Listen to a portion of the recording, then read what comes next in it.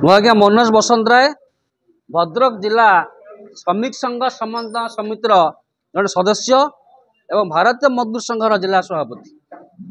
ଆଜି ଏ ଯେଉଁ ସାମ୍ବାଦିକ ସମ୍ମିଳନୀ ଆମେ ଆପଣମାନଙ୍କୁ ଡାକିଥିଲୁ ଏବଂ ଆପଣମାନଙ୍କ ଜରିଆରେ ଏ ଯେଉଁ ଅଭିଯୋଗ ଅଛି ସାରା ଓଡ଼ିଶା ପ୍ରଦେଶରେ ଲୋକ ଜାଣିବେ ଯେ ଭଦ୍ରକ ଜିଲ୍ଲାରେ ଶ୍ରମ କାର୍ଯ୍ୟାଳୟ ଆଜି ସ୍ଥାଣୁ ପାଲଟି ଯାଇଛି।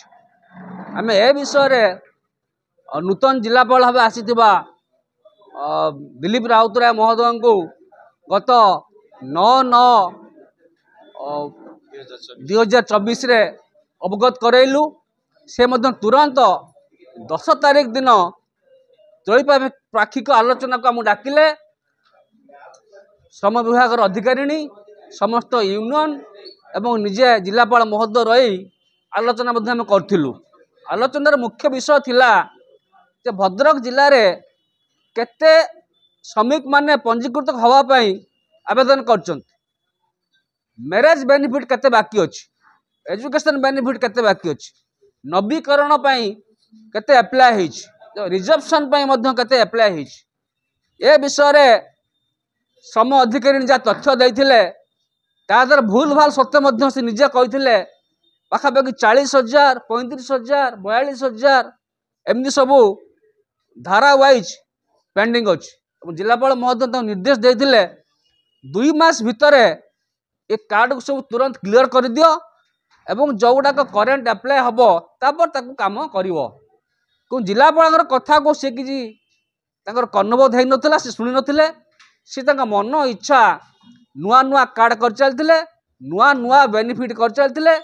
आजिकार तथ्य 1,97,00,000 टंका से बांटी सारे कि 2017-18 मसीह पेंडिंग बेनिफिट पड़िकी रही। आपण मैंने जानिले आश्चर्य हे, सरकार जो बीओसी एक्ट अच्छी से बीओसी एक्ट ऊर्ध्वर अच्छा। बीओसी एक्ट रे ममता कार्ड कोटी प्रश्न उठे नहीं, ममता कार्ड आवश्यकता रही।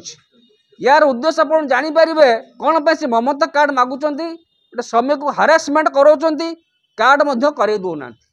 आप जाना दरकार मैरेज बेनिफिट सरकार 7 गोटी प्रथा थिला बेले व्यवस्था थिला बेले 16 गोटी व्यवस्था आवश्यकता अच्छी।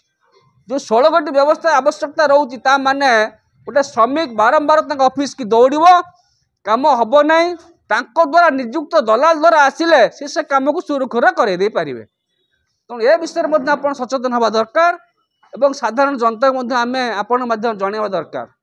एवं ए विषय में आम सरकार को विभाग अच्छा मंत्री से जनइलु, लेबर कमिशनर जनइलु।